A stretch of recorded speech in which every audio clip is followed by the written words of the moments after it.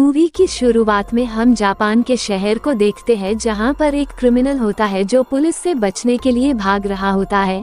भागते भागते उसे हार्ट अटैक आ जाता है और उसकी वहीं पर मौत हो जाती है।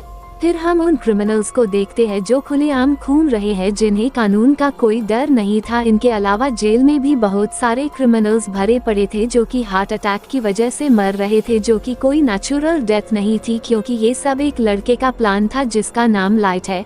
दरअसल लाइट को एक डायरी मिली थी और वो कोई मामूली डायरी नहीं थी और उस डायरी का नाम डेथ नोट था। इस डायरी में किसी का भी नाम लिख दो तो उसकी मौत निश्चित है और उसकी मौत उस तरीके से ही होगी जिस तरीके से डायरी में लिखा जाएगा, और जिसके पास भी ये डायरी होगी वो इसमें लिख के किसी से कुछ भी करवा सकता है। अब जब लाइट के पास ये डायरी थी तो वो सब क्रिमिनल्स का नाम इसमें लिख देता है ताकि क्राइम को खत्म किया जा सके। अचानक से इतनी मौतें होने की वजह से लोगों में दहशत का माहौल बन गया था और ये सवाल भी कि क्रिमिनल ही क्यों मर रहे हैं। उधर क्रिमिनल्स को भी डर लगने लगा था कि ये सब हो क्या रहा है। गवर्नमेंट भी परेशान थी कि सिर्फ क्रिमिनल्स को ही हार्ट अटैक क्यों आ रहे हैं। बहुत से लोगों को लग रहा था कि भगवान इन्हें इनकी पापों की सजा दे रहे हैं और कुछ को लग रहा था कि ये सिर्फ एक इत्तेफाक है। फिर हम देखते हैं कि लाइट अपने आप को किसी सुपर हीरो की तरह समझ रहा है और उसने अपना एक नाम भी रख लिया है जो कि किरा है। क्रिमिनल्स की हार्ट अटैक से मरने की न्यूज़ हर जगह फैल गई थी। फिर हम एक क्रिमिनल को लाइव न्यूज़ पर देखते हैं जिसने एक फैमिली को बंधक बना रखा है और लोगों के साथ साथ लाइट भी ये न्यूज़ देख रहा था और इत्तेफाकन उस टाइम लाइट के हाथ में वो डायरी भी थी। फिर न्यूज़ में देखते हैं कि दिल का दौरा पड़ने से उस क्रिमिनल की डेथ हो चुकी है। मूवी में लाइट एक कॉलेज स्टूडेंट है जो कि लॉ की पढ़ाई कर रहा है। कॉलेज में लाइट की एक बेस्ट फ्रेंड होती है जिसका नाम मिशा है। लाइट मिशा से सारी बातें शेयर करता था। बातों बातों में लाइट मिशा को अपने साथ घटी एक बात बताता है कि एक दिन मैं एक बार में था, वहाँ बहुत सारे चोर लुटेरे थे। लाइट कहता है जब मैं उनकी बातें सुन रहा था तब मुझे पता चला कि इन लोगों को क्राइम करने में बहुत मजा आता है और पता नहीं कैसे ये कानून की नजरों में भी नहीं आए थे। फिर उनमें से एक ने मेरे साथ भी गुंडागर्दी की थी और मैं चाहकर भी कुछ नहीं कर पाया और मैं वहां से बाहर आ गया। फिर मैंने अपनी लॉ की बुक फेंक दी, क्योंकि जब मैं अपने लिए कुछ नहीं कर सका तो दूसरे के लिए क्या कर पाऊंगा। और जैसे ही मैंने अपनी लॉ की बुक फेंकी उसी वक्त मुझे जमीन पर पड़ी एक डायरी मिली और मुझे बहुत हैरानी हुई ये देखकर कि उस वक्त बारिश हो रही थी पर डायरी के आसपास नहीं।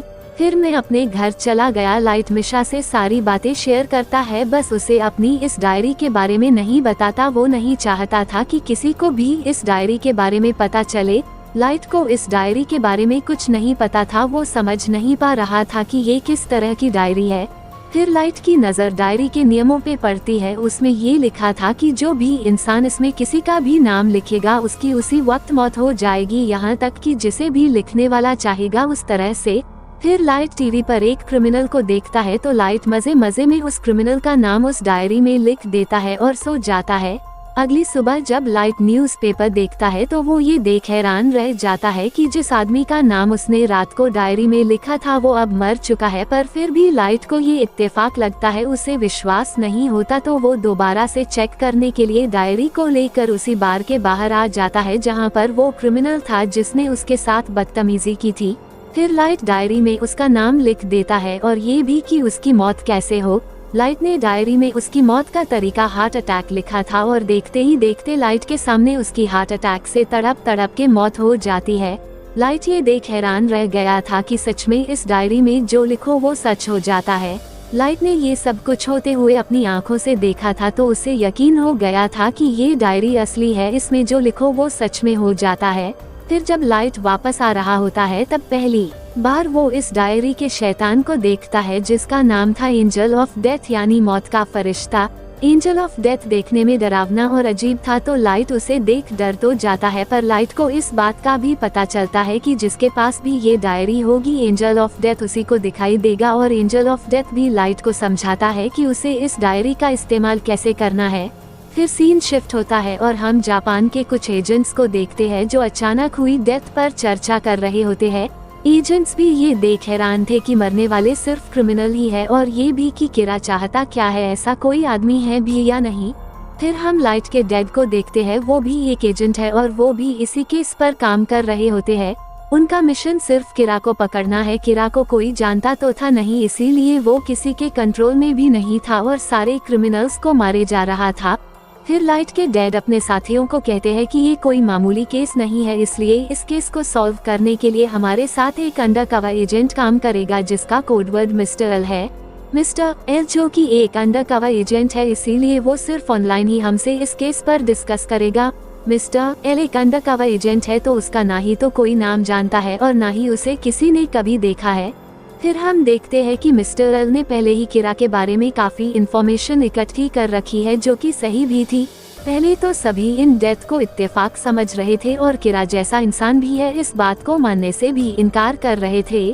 फिर मिस्टर एल सभी को समझाता है कि जितने भी क्रिमिनल अभी तक मरे हैं वो नेचुरल तो है ही नहीं। अगर हम हर साल का डेटा निकाले तो इस साल सबसे ज्यादा डेथ हुई है। 90% लोग हार्ट अटैक की वजह से मारे गए हैं जो कि नेचुरल तो है ही नहीं, वो लोग तो बिल्कुल स्वस्थ थे। लाइट के पास ये डायरी काफी टाइम से थी और इस डायरी की वजह से लाइट बहुत चालाक इंसान भी बन चुका था, क्योंकि एंजल ऑफ डेथ लाइट का काफी अच्छा दोस्त बन चुका था और वही लाइट को सब कुछ सिखा रहा था। लाइट का कहना था कि वो सारे क्रिमिनल्स को मार डालेगा, अगर ऐसा होता है तो दुनिया से क्राइम ही खत्म हो जाएगा। फिर हम न्यूज में देखते हैं कि मिस्टर एल न्यूज चैनल पर इंटरव्यू दे रहा है जिसमें वो किरा के बारे में बात कर रहा है कि किरा कोई भगवान नहीं बल्कि वो तो एक शैतान है और हम जल्द ही उसे पकड़ लेंगे। ये सब सुनने के बाद लाइट को काफी बुरा लग रहा था तो लाइट डिसाइड करता है कि वो मिस्टर एल को ही मार डालेगा। फिर लाइट डायरी में मिस्टर एल का नाम लिख देता है और देखते ही देखते टीवी पर लाइट के सामने ही एल को हार्ट अटैक आ जाता है और वो वही मर जाता है। किसी को भी अपनी आंखों पर यकीन नहीं हो रहा था कि लाइव न्यूज पर ये क्या हो गया, पर वहाँ लाइट बहुत खुश हो रहा था। पर उसकी खुशी ज्यादा देर तक नहीं रही जब उसने ये देखा कि मरने वाला आदमी तो एल है ही नहीं। पता चलता है कि असली मिस्टर एल सामने तो नहीं आता पर टीवी के जरिए लाइट को मैसेज दे रहा था और कह रहा था, क्या हुआ किरा? हैरान रह गए मेरी आवाज सुनकर? मैं हूँ असली एल और मैं जानता हूँ कि तुम जापान में ही कहीं हो, क्योंकि ये न्यूज सिर्फ जापान में ही दिखाई जा रही है। और कहता है कि किरा तुम सिर्फ उसी इंसान को मार सकते हो जिसका नाम तुम जानते हो और जिसकी शक्ल तुमने देखी हो। ये सब सुनने के बाद लाइट को बहुत गुस्सा आता है, क्योंकि लाइट को लग रहा था कि वो कभी पकड़ा ही नहीं जाएगा। अब लाइट सोच रहा था कि मिस्टर एल को मारा कैसे जाए, क्योंकि न तो वो उसका नाम जानता था और न ही उसने कभी उसको देखा था। फिर जापान में मिस्टर एल और किरा के बारे में लोग तरह तरह की बातें करने लगे। उधर मिस्टर एल का कहना था कि किरा एक मुजरिम है और मैं उसे सजा दिलवा के रहूंगा। एंजल ऑफ डेथ भी लाइट की कोई मदद नहीं करता, क्योंकि जिस किसी के पास भी ये डायरी होगी एंजल ऑफ डेथ उसे दिखाई तो देगा पर उसकी मदद नहीं करेगा। सीन शिफ्ट होता है और हम देखते हैं कि मिस्टर एल जो हो रही डेथ उनके टाइम का डेटा निकालता है और उससे ये पता चलता है कि जो डेथ हो रही है वो स्कूल और कॉलेज की छुट्टी होने के बाद हो रही है। इसका मतलब किरा कोई स्कूल या कॉलेज स्टूडेंट है। लाइट कहीं ना कहीं एजेंट्स की नजरों में भी था, क्योंकि लाइट के डैड भी एक एजेंट है और वो भी किरा के केस पर काम कर रहे हैं। अब क्योंकि लाइट अपने डैड के कंप्यूटर में इम्पोर्टेंट फाइल खोल के चेक कर रहा था, इसीलिए वो एजेंट्स की नजरों में आ गया था। एजेंट्स को अच्छे से पता है कि किरा स्कूल या कॉलेज के छुट्टी होने के बाद ही लोगों को मारता है, तो लाइट ने अब चलते कॉलेज के दौरान ही क्रिमिनल्स को मारने लग गया था, जिस वजह से मिस्टर एल का शक यकीन में बदल गया था कि किरा यकीनन कोई स्टूडेंट ही है, क्योंकि पहले वो कॉलेज टाइम के बाद मारता था पर अब कॉलेज टाइम में भी मार रहा है। मिस्टर एल को ये भी पता लगता है कि किरा के पास एजेंट्स का सीक्रेट डेटा का एक्सेस भी है।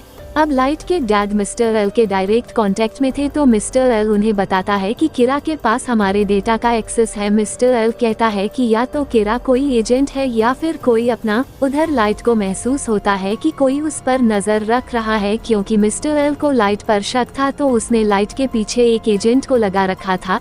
इधर लाइट मिस्टर एल को मारने के लिए किसी भी हद तक जा सकता है। फिर एंजल ऑफ डेथ लाइट से कहता है कि मुझे हर इंसान का नाम पता होता है और वो कैसा दिखता है, उसकी कितनी उम्र बची है, सब कुछ। ये सब सुनने के बाद लाइट एंजल ऑफ डेथ से मिस्टर एल का असली नाम पूछता है, तो एंजल ऑफ डेथ कहता है कि मैं तुम्हें उसका नाम बता दूंगा पर उसके बदले मुझे तुम्हारी आधी जिंदगी चाहिए। जिंदगी का सौदा होता देख लाइट साफ मना कर देता है। उधर एजेंट भी लाइट का पीछा कर रहा था, तो उससे अपना पीछा छुड़ाने के लिए लाइट एक प्लान बनाता है। प्लान के अकॉर्डिंग लाइट मिशा के साथ एक बस में चढ़ता है और वो एजेंट भी लाइट का पीछा करते हुए उस बस में चढ़ जाता है। फिर लाइट एजेंट से कहता है तुम कौन हो और मेरा पीछा क्यों कर रहे हो, पर एजेंट शांत बैठा रहता है और कोई जवाब नहीं देता कि अचानक से उस बस में एक क्रिमिनल घुस जाता है जो कि बस ड्राइवर पर बंदूक तान देता है।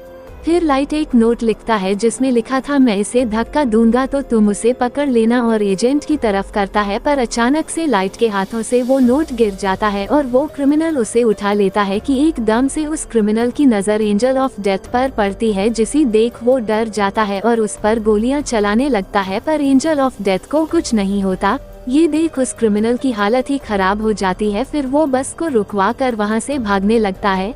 वो जैसे ही बस से उतरकर भागने लगता है कि अचानक से उसके सामने एक गाड़ी आती है और उसे टक्कर मार देती है, जिस वजह से उसकी वही डेथ हो जाती है।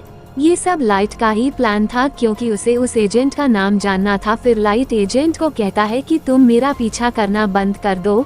फिर सीन शिफ्ट होता है और हम उस एजेंट को देखते हैं जो कि घर आकर अपनी वाइफ से मिलता है। फिर लाइट जो कि एल को तो नहीं जानता था तो वो उन लोगों को अपने रास्ते से हटाना शुरू करता है जो लोग एल की मदद कर रहे थे, और वो इसकी शुरुआत उस एजेंट से करता है जो उसका बस में पीछा कर रहा था। मारने से पहले लाइट उन सब एजेंट्स का नाम भी पता कर लेता है जो उसे पकड़ने के लिए इस केस पर काम कर रहे थे। फिर हम देखते हैं कि उस एजेंट की भी हार्ट अटैक की वजह से डेथ हो जाती है और बाकी एजेंट्स भी बारी बारी से मर रहे थे। ये सब चीजें मिस्टर एल को भी पता चलती है और यही कारण था जो एजेंट्स में दहशत का माहौल बनाए हुए था। एजेंट्स को लगने लगा था कि कभी ना कभी वो भी किरा के हाथों जरूर मारे जाएंगे, तो कई सारे एजेंट्स अपनी जान जाने के डर से ये केस ही छोड़ देते हैं। फिर बचे हुए एजेंट्स डिसाइड करते हैं कि उन्हें अब मिस्टर एल से मिलना चाहिए, तो वो मिस्टर एल से मिलने को कहते हैं और सारे एजेंट्स उससे मिलने के लिए चले जाते हैं। फिर हम मिस्टर एल को पहली बार देखते हैं जो किसी कॉलेज स्टूडेंट की तरह ही लग रहा था और एजेंट तो किसी एंगल से नहीं लग रहा था। उधर जिस एजेंट की सबसे पहले डेथ हुई थी उसकी वाइफ अपनी तरफ से इन्वेस्टिगेशन कर रही थी और मिशा से मिलती है और उसे कहती है कि वो लाइट से मिलना चाहती है। जब वो लाइट से मिलती है तो वो उसे देखते ही समझ जाती है कि लाइट ही किरा है। फिर वो उससे कहती है कि तुम मेरा कुछ नहीं कर सकते क्योंकि तुम मेरा नाम ही नहीं जानते। ये कह के वहाँ से चली जाती है। ये सब सुन मिशा चौंक जाती है और लाइट भी हैरान परेशान हो जाता है क्योंकि उसका ये सीक्रेट धीरे धीरे सबको पता चलता जा रहा था। उधर मिस्टर एल भी लाइट के खिलाफ सबूत इकट्ठा करने के लिए उसके रूम में हिडन कैमरे लगवा देता है। फिर जब लाइट को पता चलता है कि उसके रूम में हिडन कैमरे लगे हैं तो लाइट कुछ भी ऐसा नहीं करता जिस वजह से उस पर शक हो। लाइट अपने घर में ऐसे रहता है जैसे उसे कैमरों के बारे में कुछ पता ही नहीं है। ऐसे करते करते कुछ दिन बीत जाते हैं। फिर एक दिन टीवी पर एक क्रिमिनल की न्यूज आ रही होती है और एजेंट्स भी लाइट को देख रहे होते हैं कि लाइट अभी कुछ करेगा, पर ऐसा नहीं होता और वो क्रिमिनल भी मारा जाता है। अब सवाल ये उठता है कि लाइट ने तो ये न्यूज देखी ही नहीं, तो मिस्टर एल और एजेंट्स का शक लाइट पर से हट जाता है। पर लाइट बहुत चालाक है क्योंकि हिडन कैमरे होने के बावजूद वो अभी भी ये सब कर रहा था, मतलब वो अभी भी क्रिमिनल्स को मार रहा था। फिर जब लाइट के खिलाफ कोई सबूत नहीं मिला तो मिस्टर एल उसके रूम से सारे कैमरे हटवा देता है। फिर लाइट भी पहले की तरह अपनी लाइफ जीने लगा था, पर तभी कहानी में एक ट्विस्ट आता है। लाइट ने जिस एजेंट को सबसे पहले मारा था उसकी वाइफ अभी भी लाइट के खिलाफ सबूत ढूंढ रही थी। फिर वो मिस्टर एल को कॉल करती है और कहती है कि मुझे अपनी जिंदगी की कोई परवाह नहीं है और मैं ये साबित करके रहूंगी कि लाइट ही किरा है। फिर वो लाइट को एक मॉल जैसी जगह पर बुलाती है जहां हम देखते हैं कि उसने मिशा को बंधक बनाया हुआ है और लाइट से कहती है कि तुम अपने सारे गुनाह कबूल कर लो, सबको बता दो कि तुम ही किरा हो, पर लाइट ये बात मानने को मना कर देता है। फिर जैसे ही मिशा को मौका मिलता है वो वहां से लाइट की तरफ भागती है। हड़बड़ाहट में एजेंट की वाइफ लाइट पर गोली चला देती है, पर गलती से वो गोली मिशा को लग जाती है और ऑन द स्पॉट मिशा की डेथ हो जाती है। ये सब देख एजेंट की वाइफ खुद को ही गोली मार लेती है। फिर हम देखते हैं कि जो भी कुछ वहां हुआ था वो सब सीसीटीवी में रिकॉर्ड हो चुका था। सीसीटीवी की रिकॉर्डिंग के अनुसार एजेंट की वाइफ ने पहले मिशा को गोली मारी फिर खुद की जान ले ली। इसमें लाइट का कोई कसूर नहीं था।